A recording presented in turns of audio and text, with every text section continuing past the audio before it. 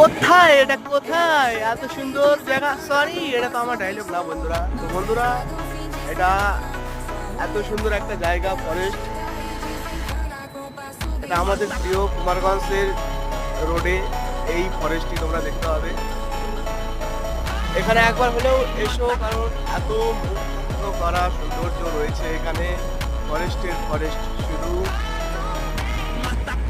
এখানে আসতে গেলে বন্ধুরা তোমরা মেন রোড দিয়ে, মানে পতিরাম থেকে সোজা 14 মাইলের রাস্তা হয়ে কুমারগঞ্জের রোডে তোমাদেরকে ঢুকে যেতে হবে।